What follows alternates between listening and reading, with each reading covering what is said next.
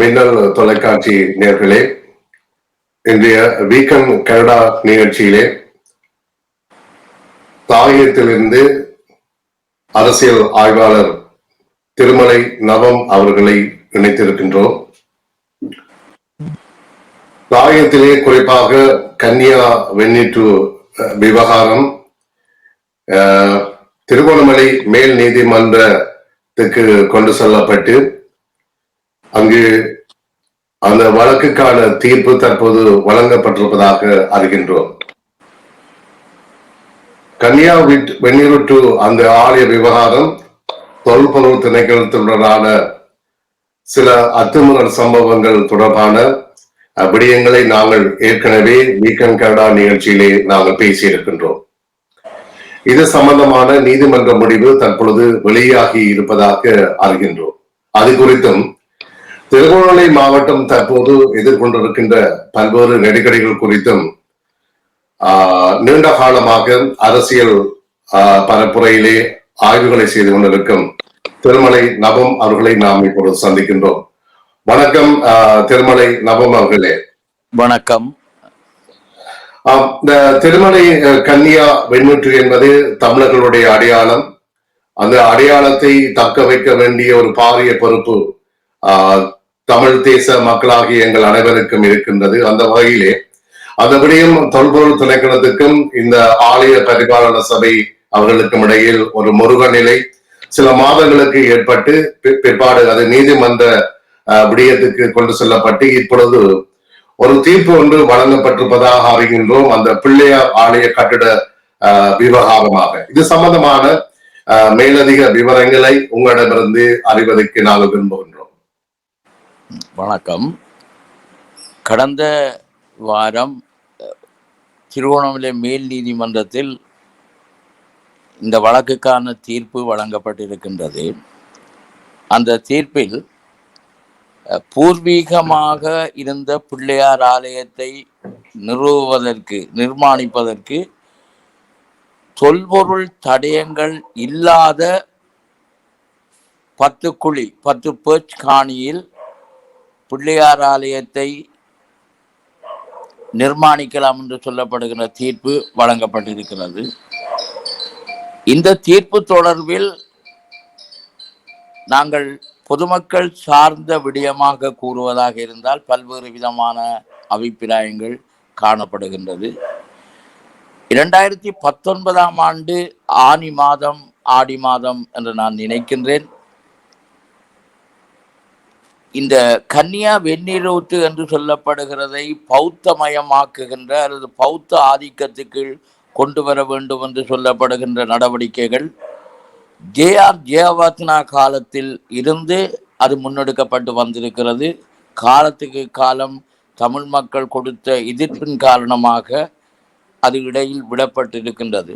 உதாரணமாக 2002 ஆண்டு பிள்ளையார் ஆலயம் இருந்த பூர்வீகமான மேட்டில் ஆலயத்தை அமைப்பதற்காக அடிக்கல் நாட்டப்பட்டது.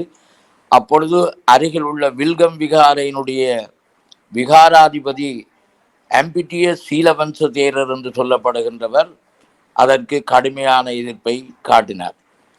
அதே மாதிரி 2004 ஆண்டு மீண்டும் புனரமைப்பதற்கு, அதாவது அந்த பூர்வீகமான மேட்டில் ஆலயத்தை அமைப்பதற்காக அடிக்கல் நாட்டப்பட்டது.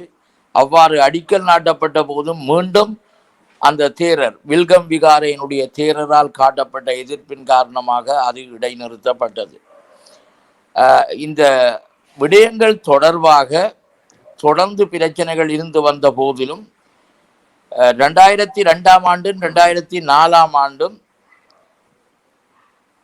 இந்த விகாரையை சேர்ந்த இந்த விகாராதிபதி இந்த கன்னியா வெண்ணீரூற்று என்று சொல்லப்படுகின்றது, குறிப்பாக அந்த ஆலயம் அமைந்திருக்கின்ற பூர்வீக ஆலயம் அமைந்திருக்கின்ற இடம் அனுராதபுரத்தினுடைய பழம்பெரும் வரலாற்றோடு தொடர்புடைய தடயங்கள் உள்ள இடமாக தவறான கருத்துக்களை பதிவு செய்து வழக்கொன்றையும் தாக்கல் செய்திருந்தார்.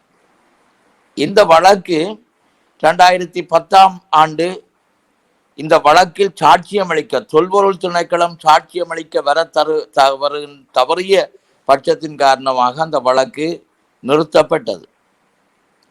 மீண்டும் 2019 ஆண்டு பிள்ளையார் வெந்நீரூற்றுக்கு அருகில் இருக்கின்ற பிள்ளையார் ஆலயம் அமைந்திருக்கின்ற பூர்வீகமான மேட்டில் பௌத்த ஆதிக்கத்துக்கு கீழ் கொண்டு வர வேண்டும் என்று சொல்லப்படுகின்ற அந்த தீவிர நோக்கத்தின் காரணமாக ஒரு தாது கோபுரத்தை அமைப்பதற்காக முயற்சிகளை தொல்பொருள் திணைக்களத்தினுடைய அனுசரணையோடும் அதே மாதிரி பாதுகாப்பு படையினுடைய துணியோடும் இந்த சீலவம்ச தேரர் என்று சொல்லப்படுகிற MPTA சீலவம்ச தேரர் என்று சொல்லப்படுகின்றவர் மேற்கொண்ட போது இளைஞர்களாலும் தென்கையிலே ஆதீனம், ராவண சேனை, புத்திஜீவிகள், அதே மாதிரி கன்னியா மர உரிமையை பாதுகாக்கின்ற அமைப்பு என்று சொல்லப்படுகின்ற அமைப்பினர் சேர்ந்து ஒரு பரவலான ஒரு போராட்டத்தை நடத்தினார்கள்.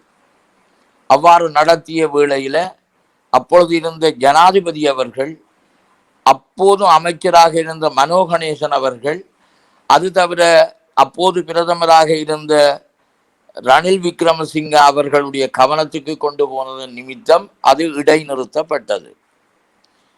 தொடர்ந்து ஒரு கருத்து சொல்லப்பட்டது, இதற்கு ஒரு தீர்வு காணப்பட வேணுமா என்றால் இந்த பூர்வீக ஆலயம் என்று சொல்லப்படுகிற பிள்ளையார் ஆலயத்தினுடைய பிரச்சனை தொடர்பாக ஒரு தீர்வு தேடப்பட வேண்டும் என்றால் 2 நோக்கம். மிக நீண்ட காலமாக, குறிப்பாக 1952 ஆண்டு தொடக்கம் உப்போலி பிரதேச சபையினாலே பராமரிக்கப்பட்டு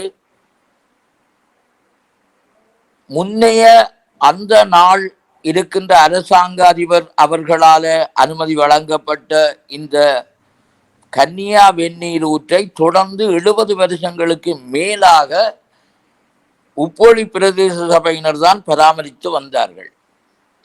அவ்வாறு வந்த வேளையில 2010 ஆண்டு இந்த கன்னியா வெந்நீர் ஊற்றுக்குள் தொல்பொருள் திணைக்களம் உள்நுழைந்து அத்துமீறி உள்நுழைந்ததன் காரணமாக பரவலான ஒரு போராட்டம் நடாத்தப்பட்டது. நடாத்தப்பட்டதற்குரிய காரணம், கன்னியா வெந்நீரூற்றுக்கு மேலே உள்ள அந்த மலைச்சாரலில் யாருடைய அனுமதியும் இல்லாமல், எவருடைய அனுமதியும் இல்லாமல் இந்த MPTA சீலவம்ச தேரர் என்று சொல்லப்படுகின்றவர் ஒரு பௌத்த ஆலயத்தை நிறுவினார். இதுக்கு எந்த அனுமதியும் பெறப்படவில்லை. அவ்வாறு அந்த 2010 ஆண்டு தொடக்கம் தொடர்ந்து போராட்டம் நடந்து கொண்டு வந்த நேரத்தில் தான் கன்னியா வெந்நீரூற்று என்பது ராவணதேசன் காலத்திலிருந்து, ராவண மன்னன் காலத்தில் இருந்து,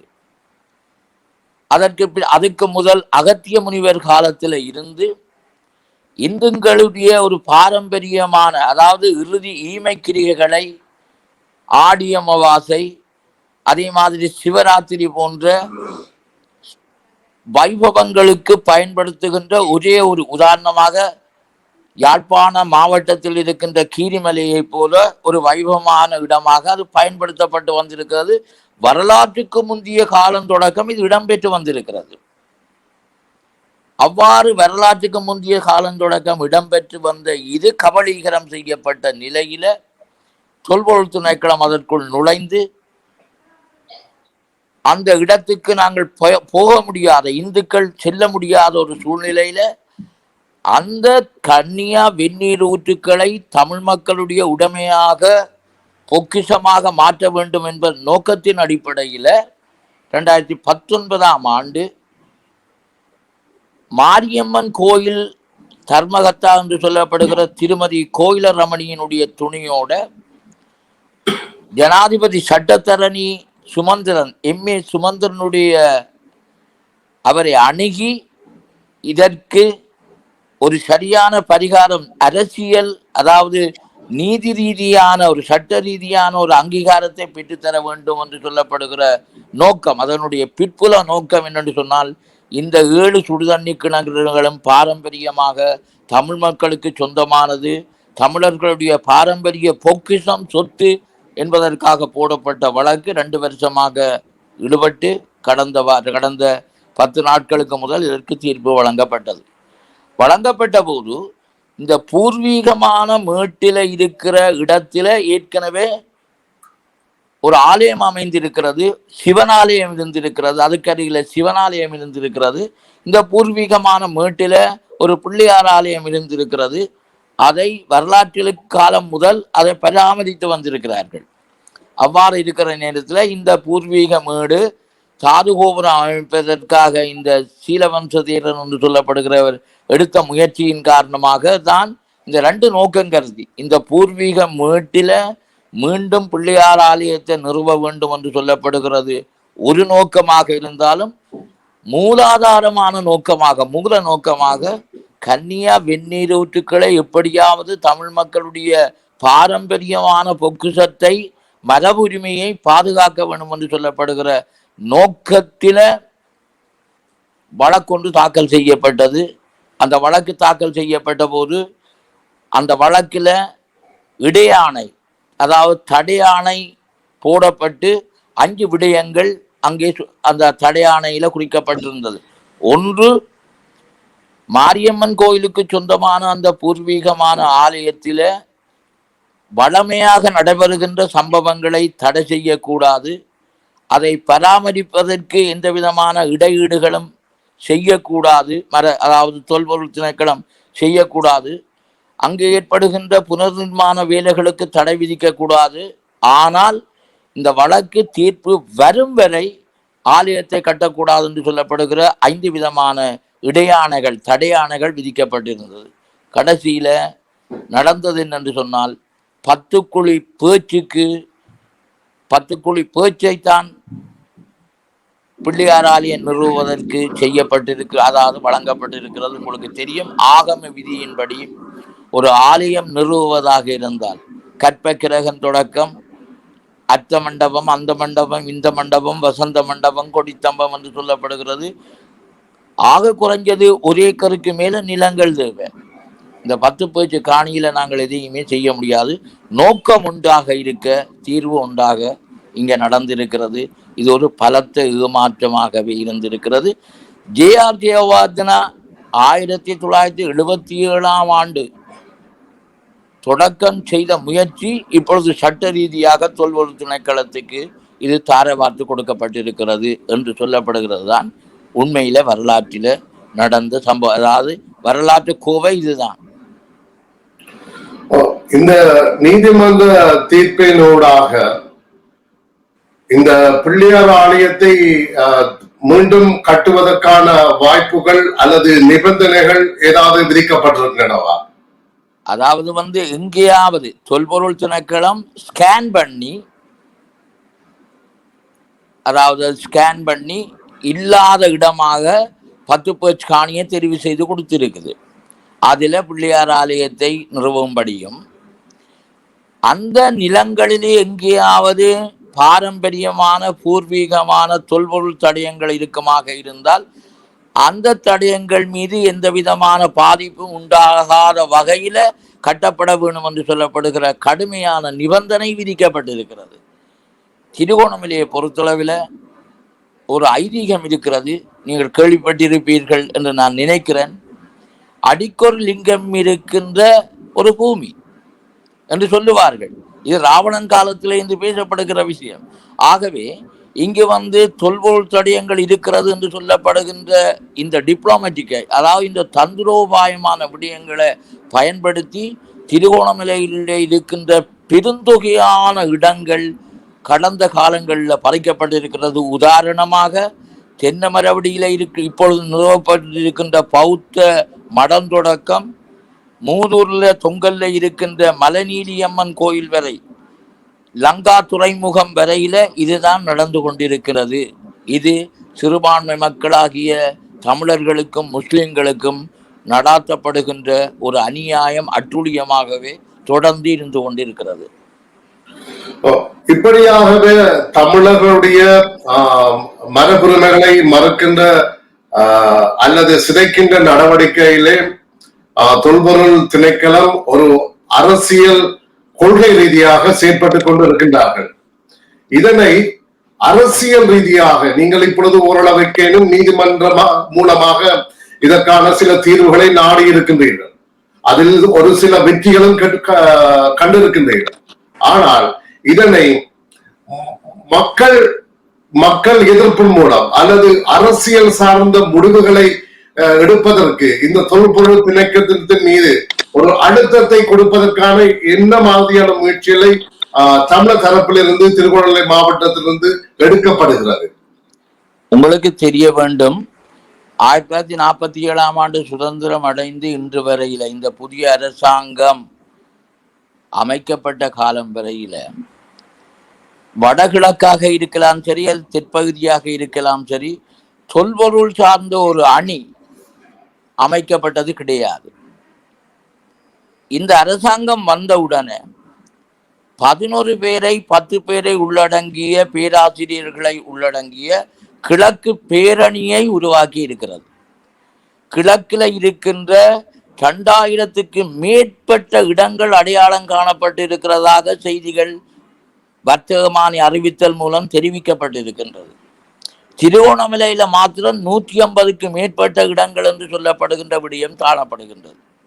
ஆகவே இப்பொழுது உங்களுக்கு தெரியும், வனபரிபாலனம் என்று சொல்லப்படுகிற விஷயம், காடு பாதுகாப்பு என்று சொல்லப்படுகிற விஷயம், கடற்கரை பிரதேசத்தை பாதுகாக்க என்று சொல்லப்படுகிற விஷயம், அதே மாதிரி தொல்பொருள் திணைக்களம் என்று சொல்லப்படுகிற விஷயம், இவை அனைத்தையும் பயன்படுத்தி தமிழ் மக்களுக்கு சொந்தமான நிலங்கள், காணிகள், பொக்கிஷங்களை, அடுத்தது ஆலயங்களை கபலீகரம் செய்கின்ற முயற்சி தொடர்ந்து அண்மை காலத்தில் மிக வேகமாக இடம்பெற்று வருகிறது.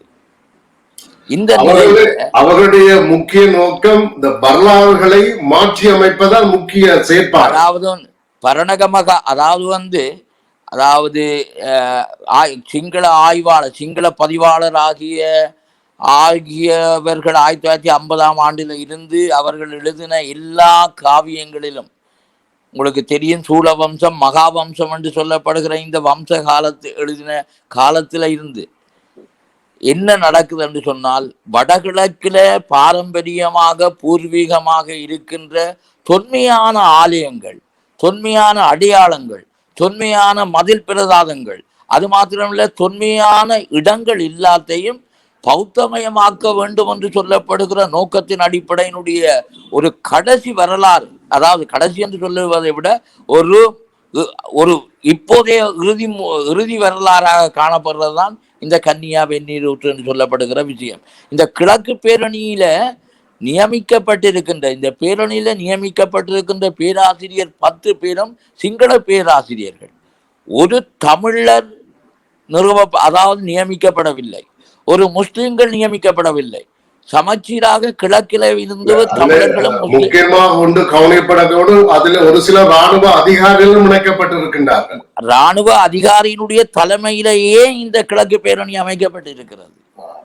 ஆகவே இருக்கிற ஒரு நாட்டில, ஒரு ஜனநாயகம் என்று சொல்லப்படுகின்ற ஒரு நாட்டில ராணுவ அதிகாரிகளுடைய பிரசன்னத்தோடு ஒரு தொல்பொருள் திணைக்களம் இயங்குகிறது என்று சொன்னால், அந்த நாட்டிலே எந்த வகையான ஒரு இன அழிப்பு அல்லது ஒரு பழிவாங்குகின்ற செயற்பாடுகளிலே இந்த திணைக்களம் அரசினுடைய கொள்கை ரீதியாக செயற்பட்டுக் கொண்டிருக்கிறது. அது எல்லோருக்கும் தெரிந்த ஒரு விடயம். இன்று சர்வதேசத்துக்கும் அந்த விடயம் தெரியப்படுத்தப்பட்ட ஒரு விடயமாக பார்க்கப்படுகின்றது. ஆனால் இப்பொழுது இருக்கிற கேள்வி என்னென்று சொன்னால், திருமலை வாழ் மக்கள் இந்த போர் சூழ்நிலை காரணமாக பல்வேறு நெருக்கடிகளை சந்தித்து, பல்வேறு இடப்பெயர்வுகளை சந்தித்து மக்கள் இப்பொழுது சிதறந்து இருக்கின்றார்கள். ஆகவே இந்த அடையாளங்களை, தமிழர்களுடைய அடையாளங்களை, பொக்கிஷங்களை காப்பதற்கு அவர்களுக்கும் பல நெருக்கடிகள் இருக்கின்றன. ஏனென்று சொன்னால், திருமலை மாவட்டத்திலே இப்பொழுது தமிழர்களுடைய சனத்தொகை விகிதாசாரம் குறைந்து கொண்டு வருகின்றது. இந்த சூழ்நிலையிலேயே இந்த கன்னியா வெந்நீர் ஊற்று மற்றும் இந்த பிள்ளையார் ஆலயம் மற்றும் கோணேஸ்வர ஆலயம், இதனை பாதுகாப்பதற்கே மிகப்பெரிய ஒரு பாடுபட வேண்டிய ஒரு இக்கட்டான சூழ்நிலையில் அங்கே இருக்கின்ற சமூகம் அவர்கள் தள்ளப்பட்டிருக்கின்றார்கள். ஆகவே இதனை திருகோணமலை வாழ் தமிழ் சமூகம் அல்லது இந்து பெருமக்கள் எவ்வாறு எதிர்கொள்ள போகிறீர்கள்? இதனை நீங்கள் நீதிமன்றத்தின் ஊடாக எவ்வளவு தூரம் தாக்கு பிடிக்க முடியும் என்பது ஒரு கேள்விக்குறி. இது அரசியல் ரீதியாகவும் உங்களுக்கு மிகப்பெரிய பாரிய அழுத்தம் கொடுப்பதற்கும் தற்போதைய அரசுடன் மோதக்கூடிய அளவுக்கு அரசியல் பலம் நம்மிடம் இல்லை.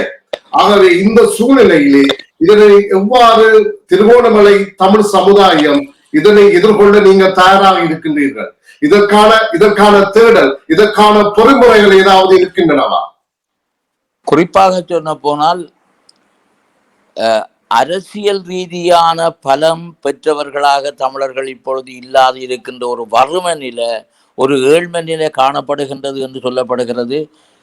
இலங்கையில் மாத்திரமல்ல, சர்வதேச ரீதியாக சொல்லப்படுகின்ற, பேசப்படுகின்ற, நிரூபிக்கப்பட்டிருக்கின்ற ஒரு விடயம்.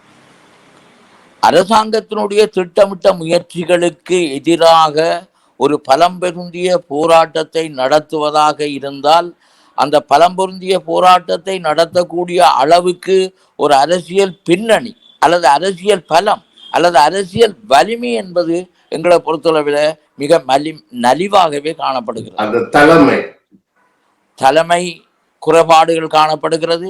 அது வல்லமை உள்ளவர்கள் எங்களுடைய அரசியலுக்குள்ள இல்லாத நிலைமை காணப்படுகிறது. இதைவிட திட்டமிட்ட முறையிலே அரசாங்கத்தினுடைய செயற்பாடுகள், அரசாங்கம் மேற்கொள்ளுகின்ற நடவடிக்கைகள், அரசாங்கம் திட்டமிட்டு மேற்கொள்ள வருகின்ற நடவடிக்கைகள் காரணமாக சமூகமும் சரி சமுதாயமும் சரி அதை எதிர்த்து போராடக்கூடிய வல்லமை உள்ளவர்களாக இன்று இல்லை என்று சொல்லப்படுகிறது தான் யதார்த்தம். அதுதான் உண்மையான நிலை. இப்போ உதாரணமாக பல போராட்டங்களை இங்கே நாங்கள் நடத்தி இருக்கிறோம். உதாரணத்துக்கு சொல்ல போனால் மலநீதியம்மனுக்கு நாங்கள் நடத்தி இருக்கிறோம். 2017 ஆண்டு 18 லங்காப்பட்டுவ என்று சொல்லப்படுகிற சிங்கள பேரை போட்டுட்டு அந்த லங்காப்பட்ட இலங்கை துறைமுகத்து வாரத்தை திறந்த போது அங்கு எதிர்ப்பு சொல்லப்பட்டது. ஆனால் இப்பொழுதும் லங்காப்பட்டுவ அதற்கும் பௌத்தாதிக்கத்துக்கும் எந்த விதமான தொடர்பும் இல்லை. கோணேஸ்வர ஆலயத்தில் ஒரு சின்ன மாற்றம், ஒரு சின்ன வளர்ச்சி அல்லது சின்ன அபிவிருத்தி செய்வதாக இருந்தாலும் தொல்பொருள் திணைக்களத்தினுடைய அனுமதி பெற வேண்டி இருக்கிறது. 1981 ஆண்டு அதுக்கும் பிரகடனப்படுத்தப்பட்டிருக்கிறது. தொல்பொருள் திணைக்களம் தொல்பொருள் பிரதேசம் என்று பிரகடனப்படுத்தப்பட்டிருக்கிறது வர்த்தகமானி அறிவித்தல் மூலம். அது தவிர அங்கே இருக்கிற உதாரணமாக கோணேஸ்வரர் ஆலயத்தில் ஒரு மடத்திலே ஏற்படுகின்ற ஒரு இடைஞ்சலை, அதாவது மடத்தில் ஏற்படுகின்ற விஷயத்தை கூட புனரமைப்பதாக இருந்தால் தொல்பொருள் திணைக்களத்தினுடைய அனுமதி பெற வேண்டிய நிலைமை காணப்படுகிறது. இவ்வாறு எந்த ஒரு விஷயத்தை எடுத்துக்கொண்டாலும் ஒரு பலம் பொருந்திய சமூக போராட்டம், ஒரு சமூகம் எழுந்து போராடக்கூடிய வல்லமையுடைய அரசியல் பலம் இல்லாதது உண்டாக இருக்கிறது. அதே நேரத்தில் யுத்தத்துக்கு பின் 2009 ஆண்டு யுத்தத்துக்கு பின் மக்களுடைய அந்த பலவீனமான நிலைகள் உளவியல் ரீதியாக, பொருளாதார ரீதியாக, அரசியல் ரீதியாக, சமூக ரீதியாக அவர்கள் அடைந்திருக்கின்ற அந்த வீழ்ச்சி இந்த போராட்டங்களை முன்னெடுப்பதற்கு முடியாமல் இருக்கின்ற ஒரு வறுமை நிலை பொதுவாகவே திருவோணமலையில் காணப்படுகிறது என்றது நீங்கள் சொன்ன மாதிரி 1871 ஆண்டு முதல் பிரித்தானியர் கணக்கெடுக்கப்பட்ட போது திருகோணமலை மாவட்டத்தினுடைய சிங்கள இன விகிதாசாரம் 2.1. இன்றைக்கு 2011 ஆண்டு 27% மாறி இருக்கிறது. முஸ்லிம்களும் சிங்களவர்களும் ஒன்றாக இணைவார்களாக இருந்தால் இங்கே 70% அவர்கள் மாறிவிட்டார்கள். நாங்கள் அப்படியானால் இன்னும் 10 ஆண்டுகளிலே தமிழர்கள் 3வது சிறுபான்மை இனமாக மாற்றப்பட போகின்றார்கள். ஆச்சரியமான விஷயம் என்றால் 3வது 4வது நிலைமைக்கு மாறக்கூடிய ஒரு நிலைமை காணப்படுகிறது. ஏனென்று சொன்னால் ஏனைய உங்களுக்கு தெரியும் திருகோணமலை ஒரு போர்க்கள தளமாக இருந்ததுனால இங்க பரங்கியர்கள் வாழுகிறார்கள், காப்பிரிகள் வாழுகின்றார்கள், சீனர்கள் வாழுகின்றார்கள். அந்த இனத்தை விட கவலைக்கிறது, அந்த இனத்தை விட ஒரு 3-4ஆம் நிலைக்கு போய்விடுவோம் என்று சொல்லப்படுகிற பயப்பாடுதான் இன்றைக்கு கூட காணப்படுகின்றது. காரணம் இதுக்கு சமூகம் சார்ந்த சில பிரச்சனைகளும் இருப்பதாக என்னுடைய பார்வையில் இருக்கின்ற ஒன்று இந்த இன முறுகல் காரணமாக, இந்த போர் சூழ்நிலை காரணமாக பெருமளவிலான மக்கள் நாடு கடந்து விட்டார்கள், புலம்பெயர் வெளிநாடுகளுக்கு சென்று விட்டார்கள். மற்றது கிராமப்புறங்களில் இருக்கின்ற இளைஞர்கள் அல்லது மக்கள் நகர்ப்புறங்களை நாடி செல்லுகின்றார்கள். மற்றது ஒரு காரணம் பெருமளவிலான தமிழ் மக்கள், குறிப்பாக திருகோணமலை மாவட்டத்தை சேர்ந்த மக்கள் இன்றைக்கும் இந்தியாவிலே தமிழ்நாட்டிலே அகதிகளாக நீண்ட காலமாக இருக்கின்றார்கள். சுமார் 1,00,000 அகதிகள், ஈழத்தமிழ் அகதிகள் தமிழகத்திலே இருக்கின்றார்கள். இவர்களையாவது அந்த மக்களையாவது, அதாவது தமிழ்நாட்டில் இருக்கின்ற மக்களையாவது திரும்பவும் திருவண்ணாமலை மாவட்டத்திற்கு கூட்டி வந்து அவர்களை மீள குடியேற்றுவதன் மூலமாவது ஓரளவுக்கேனும் இந்த இன வீதாசாரத்தை நாம் கட்டுப்படுத்தக்கூடிய சாத்தியப்பாடுகள் இல்லையா? என்ன பொறுத்தளவில் திருவோணமலையினுடைய இடம்பெயர்வு என்று சொல்லப்படுகிற விஷயம் பல கோணங்கள்ல பார்க்கப்பட வேண்டிய விஷயம். ஒன்று, வடபுலத்தை போல ஐரோப்பிய நாடுகளை சேர்ந்து ஐரோப்பிய நாடுகளுக்கு தொடர்ந்து புலம்பெயர்ந்த விகிதாசாரம் என்பது திருவோணமலையை பொறுத்தளவில் யாழ்ப்பாணத்தோடு ஒப்பிடுகின்ற போது குறைவாக இருக்கிறது. இருந்த போதிலும் புலம்பெயர்ந்து இருக்கிறார்கள். நீங்கள் சொன்ன மாதிரி இந்தியாவில் இருக்கிற தமிழகத்தில் இருக்கிற 113 அகதி முகாம்கள்ல இங்கும் திருவோணமலையை சேர்ந்தவர்கள் கணிசமான அளவு அங்கு இருக்கிறார்கள். அவர்களை மீள இங்கு குடியேற்றுவதற்கு 2 பிரச்சனை காண ஒஃபர் போன்ற நிறுவனங்கள், வேறு வேறு நிறுவனங்கள், ரெட் கிராஸ் போன்ற நிறுவனங்கள் அவர்களை மீள குடியமர்த்துவதற்காக முயற்சிகள் மேற்கொண்டு வருகிறார்கள். 2 காரணம், அங்கு நிரந்தரமாக வாழ வேண்டும் என்று சொல்லப்படுகின்ற நினைப்பாடுகளோடு வாழுகின்றவர்கள் கல்வி, இனிய விஷயங்கள், இனிய வசதிகள் தமிழகத்தில் கிடைக்கிறதன் காரணமாக அவர்கள் தொடர்ந்து இங்கே வருவதற்கு பயப்படுகிறார்கள் அல்லது வர விரும்புகின்றார்கள் இல்லை. இதுதான் உண்மை. 2வது விஷயம், இங்க வருகின்ற போது அவர்களுக்கு அதற்கு ஏற்ற வசதிகளை, இன்று நான் கல்லம்பத்தி என்று சொல்லப்படுகிற ஒரு கிராமத்துக்கு சென்றிருந்தேன், ஒரு தேவையின் நிமித்தம் சென்றிருந்தேன். கிட்டத்தட்ட 350க்கு மேற்பட்ட குடும்பங்கள் வாழ்ந்த அந்த நிலத்தில இன்றைக்கு 60 குடும்பங்கள்லாம் இருக்கிறார்கள். ஆனால் அங்கு வீடுகள் எல்லாம் கட்டி புனரமைச்சு செய்து எல்லாம் செய்தாலும் கூட வருகிறார்கள். ஆனால் ஏற்பாடு மேற்கொள்ளப்பட்டிருக்கிறது. அந்த மக்கள் மத்தியில மனமாற்றம் பெற வேணும். அதே நேரத்தில் இங்க எங்களுடைய கல்வி வசதி என்ன, நாங்கள் இன்னத்தை உழைக்க முடியும், எங்களுடைய பொருளாதார வளர்ச்சி என்ன, எங்களுடைய அரசியல் பலம் என்ன, நாங்கள் தொடர்ந்து நிம்மதியாகவும் அமைதியாகவும் இப்ப இருக்கின்ற அரசாங்கத்தில் வாழ முடியுமா என்று சொல்லப்படுகின்ற பயமும் பீதியும் அவர்கள் மத்தியில காணப்படுகிறதுனால அவர்களை இங்கு கொண்டு வருவதற்கு எடுக்கப்படுகின்ற முயற்சிகள் அல்லது அரசாங்கம் எடுக்கின்ற முயற்சிகள் அல்லது இந்த சமூக நிறுவனங்கள் அல்லது என்ஜிஓக்கள் எடுக்கின்ற முயற்சிகள் சரியாக கொண்டு வரப்பட முடியவில்லை. இதனால திருவண்ணாமலை மாவட்டத்துல தென்னமரவடியில, உங்களுக்கு தெரியும், தென்னமரவடியில இருக்கிற ஒரு காலத்துல தென்னமரவடி ஒரு சிறந்த பூர்வீகமான கிராமம். அந்த கிராமத்துல இருக்கிற ஒரு பாடசாலையை, இன்று நான் அங்கேயும் போயிருந்தேன், ஒரு பாடசாலையை, அதே நேரத்துல அங்க இருக்கிற ஒரு ஹெல்த் சென்டரை இயக்குவதற்கு முடியாம இருக்கிறது. அங்க பள்ளிக்கூட அவர்கள் எல்லாரும் இந்தியாவுக்கு போயிட்டார்கள், இடம்பெயர்ந்து அல்லது வன்னிக்கு போய்விட்டார்கள். திரும்பி வர அவர்கள் விரும்புகின்றார்கள் இல்லை. ஆகவே திருவண்ணாமலை மாவட்டத்தில் இங்கு மாத்திரம் இல்லை, பள்ளிக்குடியிருப்பு, சேனையூர், அதே மாதிரி பாட்டாளிபுரம், அதே மாதிரி மூதனுடைய தொங்கல், சம்பூர், அதே மாதிரி நாங்கள் எடுத்துக்கொண்டு வந்தா பெருந்தொகையான கிராமங்கள், மொரவேவா, அதாவது பெருந்தொகையான நிலங்களை கொண்ட முறைவேவா, தமிழர்களுக்கு சொந்தமான அந்த நில இன்றைக்கு சிங்கள மக்களுக்கு மத்தியில வாழுகிற ஒரு சிறிய குழுவாக மாறுகின்ற நிலைமை காணப்படுகிறது. தன்குளம் முறைவாக மாற்றப்பட்டு விட்டது. அப்ப இவ்வாறு இருக்கிற போது அந்த இடங்கள்ல அது மாத்திரம் இல்லை, இன்னும் பல இடங்களை நான் சொல்லலாம். குச்சவெளி கூட இன்னும் சரியாக குடியேற்றப்படவில்லை, திரியாய் கூட இன்னும் சரியாக குடியேற்றப்படவில்லை. இவ்வாறு பார்க்கிற போது இவர்களை கூட்டிக் கொண்டு நீங்கள் சொன்ன மாதிரி நகரத்தை நோக்கிய இடம்பெயர்வுகள் கூட ஒரு பாதிப்பை தான் உண்டு பண்ணுகின்றது. இந்த நிலையில தான் உண்மையிலேயே இந்த அடுத்தது எங்களுக்கு ஒரு உளவியல் ரீதியாக, மன ரீதியாக, அடுத்தது சுகாதார ரீதியாக ஒரு கெடுதி இருக்கின்றது. உங்களுக்கு தெரியும், நாம் இருவர் நமக்கு இருவர் அல்ல நாம் ஒருவர் நமக்கு ஒருவர் என்று சொல்லப்படுகிற இந்த மகப்பேற்று விஷயங்கள்ல கூட நாங்கள் இன்னும் பொருளாதார ரீதியாக பார்த்து பயந்து, அந்த காலத்துல உங்களுக்கு தெரியும், ஒரு குடும்பத்துல 8 பிள்ளைகள் இருந்தார்கள், 7 பிள்ளைகள் இருந்தார்கள். ஆக குறைந்தது 4 பேர் 3, இன்றைக்கு ஒரு குழந்தையோட இருக்கிற அந்த இது. ஆனா அடுத்த சமூகத்தை பார்க்க அவர்களுடைய மனமுடிப்புகள், அதே மாதிரி அவர்களுடைய குழந்தை பேறுகள் மிக அதிகமாக இருக்கிறது. அதே நேரத்தில் சிங்கள கிராமங்கள்ல இருந்து, உதாரணமாக ரத்னபுரையில இருந்து, கோல்ல இருந்து, கொழும்புல இருந்து, நிகம்புல இருந்து, அதே மாதிரி புத்தளத்துல இருந்து பெருந்தொகையானவர்கள் கரையோரமாகவும் மலையோரமாகவும் கொண்டு வந்து திட்டமிட்ட முறையில கூடிய வசதிகள் செய்யப்பட்டு, உதாரணமாக அல்லை கந்தலாய் பகுதியை பார்த்தால் ஒரு காடு, ஆனா இண்டை போனோம்னு சொன்னா திருவோணமலை நகரத்தை விட அது வடிவமைக்கப்பட்டிருக்கிறது.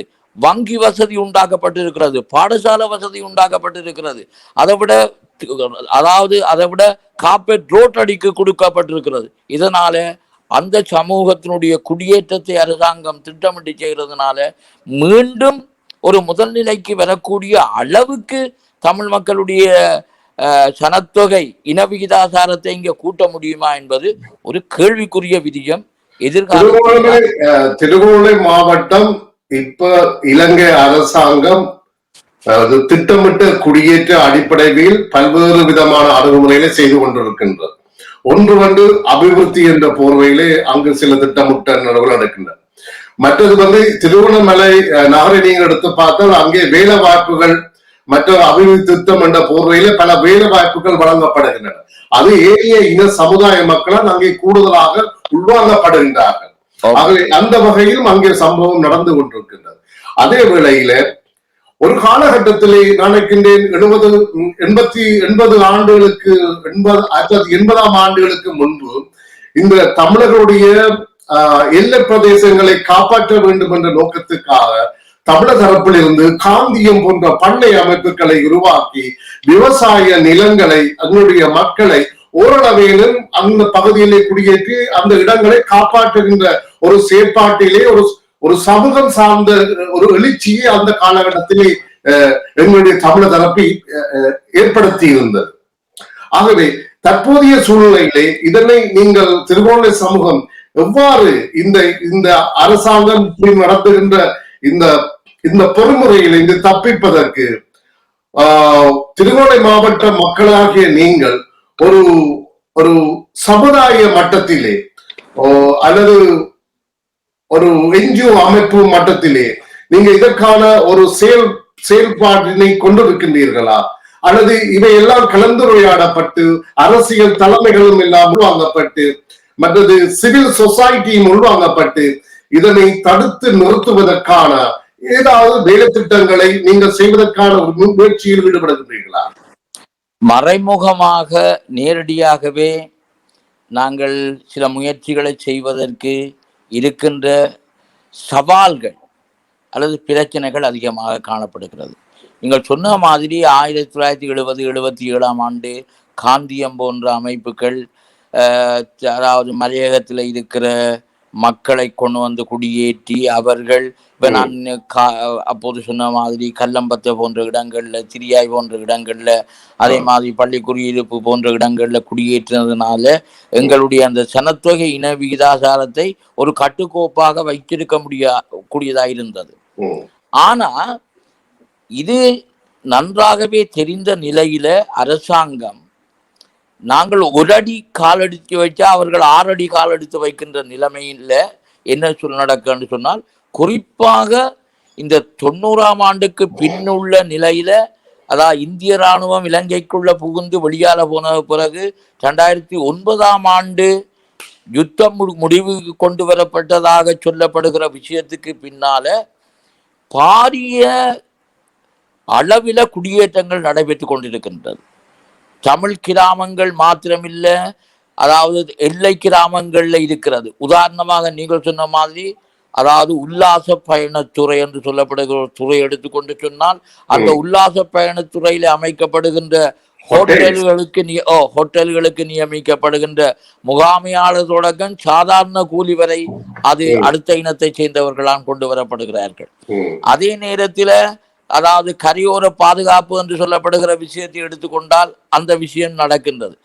இராணுவம் படையினரை பொறுத்தளவில் படையினர் இங்கு பெருந்தொகையான படையினர்கள், பெருந்தொகையான படைப்பிரிவுகள் அமைக்கப்பட்டு அந்த குடும்பங்கள் இங்கே கொண்டு வரப்பட்டு அந்த குடும்பங்களுக்குரிய வசதிகள் செய்து கொடுக்கப்பட்டிருக்கின்றது. இதை விட கலாச்சார ரீதியாக நாங்கள் பார்ப்போமாக இருந்தால் ஒவ்வொரு இடத்தில் இது ஒரு புதிய தகவல். ஒவ்வொரு இடத்திலும் பௌத்த விகாரைகள் நிறுவப்பட்டு அந்த பௌத்த விகாரைகளை பாதுகாப்பதற்கான குடிகள் பல இடங்களிலிருந்து கொண்டு வந்து குடியேற்றப்பட்டு அவர்களுக்குரிய தேவையான வசதிகள், அதாவது உடுவுடவை தொடக்க நிதி வரையில கட்டிட வசதி தொடக்கம் செய்து கொடுக்கப்படுகின்றது.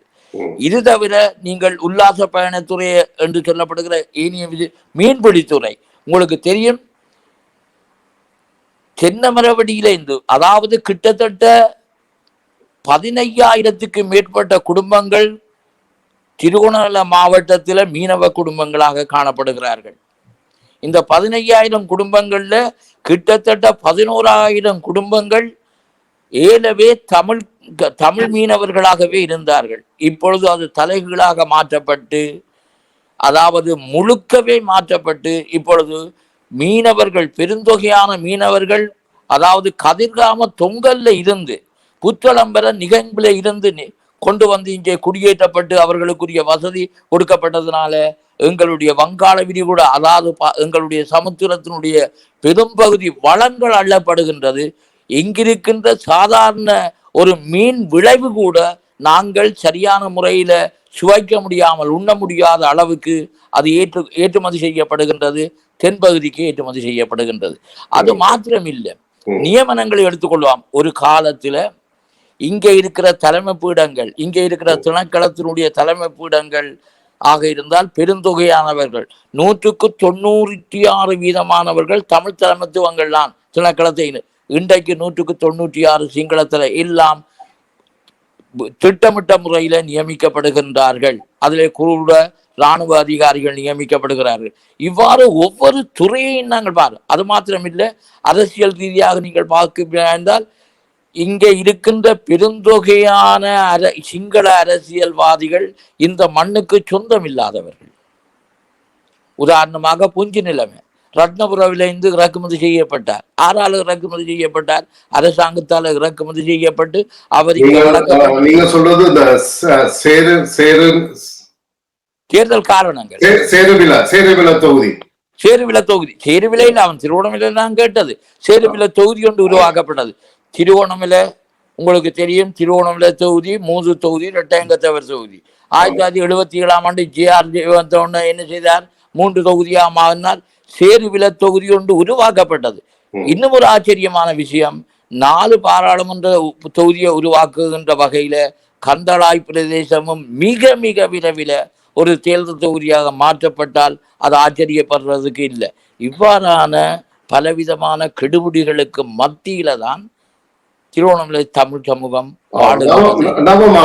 இந்த விஷயங்கள் நீங்கள் நீண்ட காலமாகவே இந்த அரசியல் ஆய்வாளராக இந்த விடயங்களை அவதானித்தவர் என்ற வகையிலே இந்த விடயங்களை இலங்கை நீதி பரிபாலத்தின் ஊடாகவோ அல்லது இலங்கை பாராளுமன்ற அரசியல் நிர்வாக கட்டமைப்பினாலேயோ தமிழர்களுக்கான தீர்வு அல்லது தமிழர்களுக்கான ஒரு ஒரு ஒரு முடிவை நாங்கள் எடுத்துக்கொள்ள முடியாத ஒரு சூழ்நிலை அங்கு இருக்கின்றது.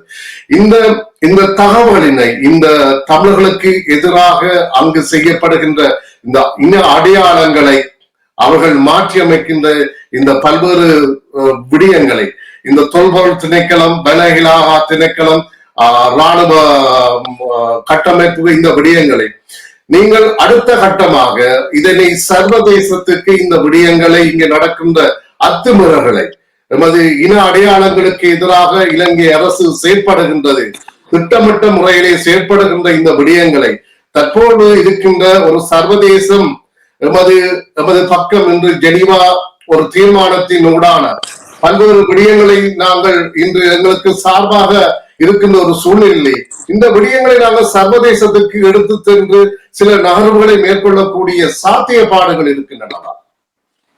குறிப்பாக சொல்லப்போனால் உண்மையிலேயே இந்த ஜெனீவாவில பிரேரணை கொண்டு வந்த காலத்தில் இருந்து 2012 ஜெனீவாவிலே அமெரிக்காவால் கொண்டு வரப்பட்ட பிரேரணை காலத்தில் இருந்து நீங்கள் சொல்ற 30 ஒன்று, 40 ஒன்று, 46 ஒன்று என்று சொல்லப்படுகிற இந்த காலப்பகுதியில் இருக்கிற எல்லா காலப்பகுதியிலும் மறைமுகமாக இங்கே இருக்கின்றவர்கள், அதாவது ஜெனீவாவினுடைய அதாவது மனித உரிமை பேரவைக்கு உரிய தகவல்களை சேர்த்தவர்களாக, சொன்னவர்களாக, அல்ல கொண்டு போனவர்களாக நிறைய பேர் இருக்கிறார்கள். யாழ்ப்பாணத்தோடு உதாரணமாக இங்கு காணாமல் போனவர்கள் என்று சொல்லப்படுகிற போராட்டம் தொடர்ந்து இடம்பெற்று கொண்டுதான் இருக்கின்றது. இது சம்பந்தமான தகவல்கள் ஜெனீவாவுக்கு அனுப்பி வைக்கப்பட்டிருக்கிறது. இது சம்பந்தமான ஆவணங்கள் அனுப்பி வைக்கப்பட்டிருக்கிறது. இது சம்பந்தமான உதாரணங்கள் அனுப்பி எடுக்கப்படுகிற எல்லா முயற்சிகளும் என்ன பொறுத்தளவில் இந்த ஜெனீவா தீர்மானம் அல்லது இந்தியாவினுடைய நகர்வு அல்லது ஐரோப்பியாவினுடைய நகர்வு என்று சொல்லப்படுகிற விடயங்களுக்கு அப்பால நான் நினைக்கிறேன் பெருந்தொகையானவர்கள் கடத்தப்பட்ட ஒரு இடம் திருவண்ணாமலை மாவட்டம். 1983 ஆண்டு, அதாவது திருவண்ணாமலை மாவட்டம் பாதிக்கப்பட்ட 83 ஆண்டு கலவரத்திலிருந்து 2012 ஆண்டு 13 ஆண்டு வரையில கடத்தப்பட்டவர்கள பெருந்தொகையானவர்கள் திருவண்ணாமலை மாவட்டத்தை சேர்ந்தவர்கள்.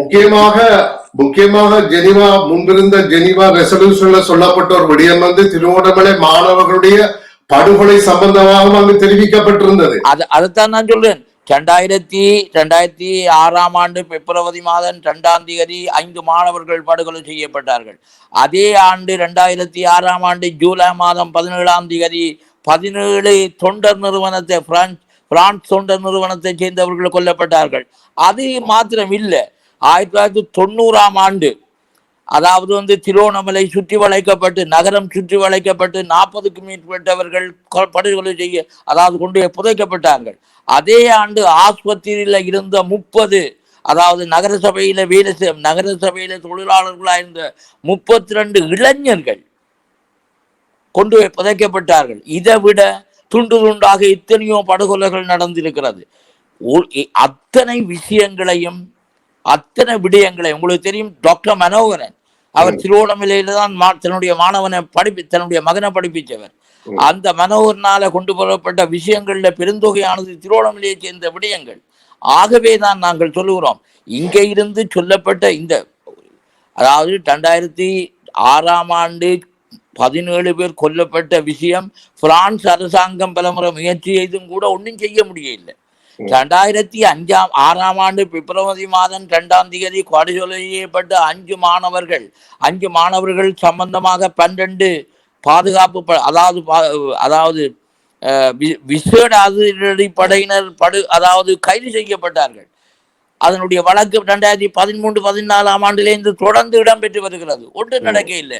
அப்ப நீதி பொறிமுறை என்று சொல்லப்படுகிற விடயம் எந்த அளவுக்கு எங்களுக்கு சாதகமாக இருக்கிறது அல்லது நீதி பேணப்படுகிறது என்று சொல்லப்படுகிறது, இதுல இருந்து நீங்கள் அறிஞ்சு கொள்ளலாம். அது மாத்திரம் இல்லை, எங்களுக்கு தெரிய வேணும். அதாவது 1985 ஆண்டு இந்த இன்னும் இடம்டாப்பா கொல்லப்பட்ட அந்த இடம், 84 ஆண்டு கொல்லப்பட்ட மூதூர், இது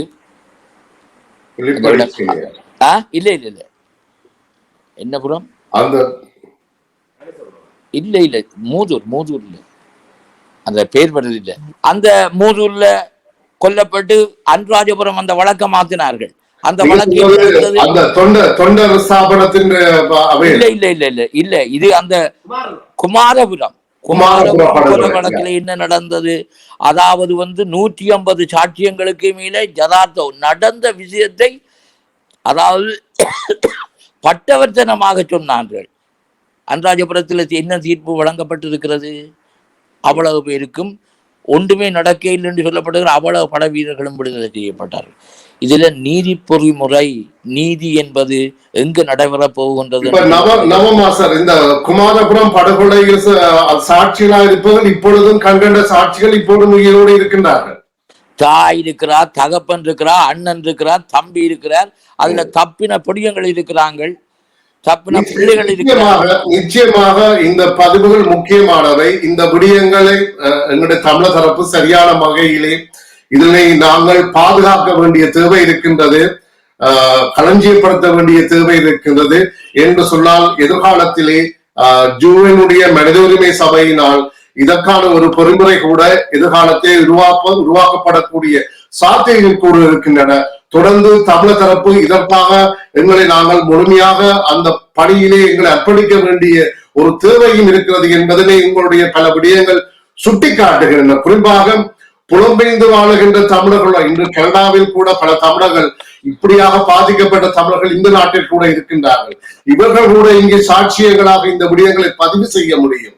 என்று சொன்னால் இன்னும் சில அடுத்த வருடம் சில நேரங்களில் இந்த சாட்சியங்களை ஐநா சபை நேரடியாக மனித உரிமை சபைக்கு நாங்களாகவே பாரப்படுத்தக்கூடிய சாத்தியப்பாடுகள் இருப்பதாக கூறப்படுகின்றது. இந்த வகையிலே இந்த விடயங்களை நீங்கள் சுட்டிக்காட்டியது மிகவும் பொருத்தமானது நினைக்கிறேன். நிறைவாக நாங்கள் இந்த விடயங்கள் இன்னொரு கட்டத்தில் நாங்கள் பெரிய அளவில் பேசப்பட வேண்டும். அதற்கு இப்பொழுது நேரம் காணாது. தற்போதைய நிலையிலே உங்களிடம் இந்த நிறைவாக ஒரு கேள்வியை கேட்க இருக்கின்றேன்.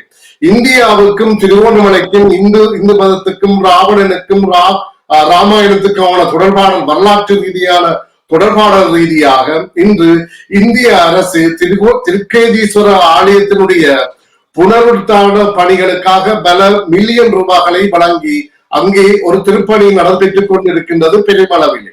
அதுபோல திருகோணமலை மாவட்டத்திலே பாடல் பெற்ற ஒரு திருத்தலமாக இருக்கின்ற கோணேஸ்வரம், மற்றது அங்க இருக்கின்ற ராவணன் வெட்டு, மற்றது கன்னியா வெந்நீரூற்று, இவையெல்லாம் இந்தியாவுடன் சேர்ந்த ஒரு வரலாற்று பின்னணியை கொண்ட ஒரு ஒரு ஒரு முக்கியமான ஒரு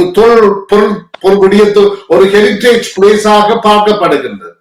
இதனை பாதுகாப்பதற்கு இன்று இலங்கை அரசாங்கம் முன்வரப்போவதில்லை.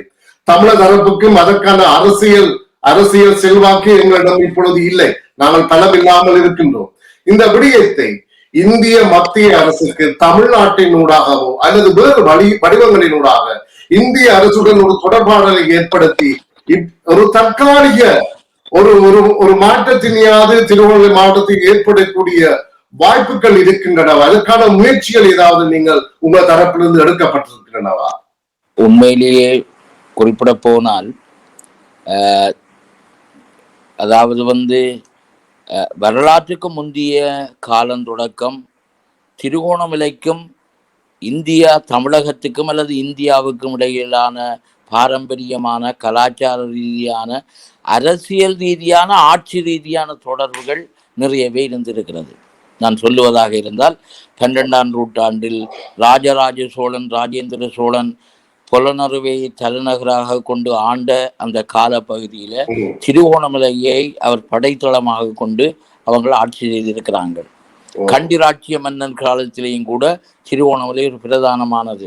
உங்களுக்கு தெரியும், 7ஆம் நூற்றாண்டுல திருஞான சம்பந்தர் பாடுகின்ற போது கோணேஸ்வரத்தை திருக்கேதீஸ்வரம் மாதிரியே பாடியிருக்கின்றார். ஆனால் இங்கு இருக்கிற விஷயம் என்னென்று சொன்னால், இந்திய இராணுவம் வந்த காலத்திலும் சரி முன்னும் சரி பின்னும் சரி திருக்கோணேஸ்வரம் போன்ற வரலாற்று புகழ்பெற்ற வரலாற்றுக்கு முன்னைய புகழ்பெற்ற இந்த ஆலயங்கள், இந்த இடங்கள், கன்னியா வெந்நீரூற்று போன்ற இடங்கள் இதை பாதுகாக்க வேண்டும் என்று சொல்லப்படுகிற விஷயங்கள், அதாவது இந்தியாவில் இருந்து வந்த அதாவது இடையில உங்களுக்கு தெரியும் 2015ஆம் ஆண்டு திருவாளர் மோடி அவர்கள் இங்கே வந்தார்கள் திருவண்ணாமலைக்கு. ஆனால் நகரத்துக்கு வர இல்லை.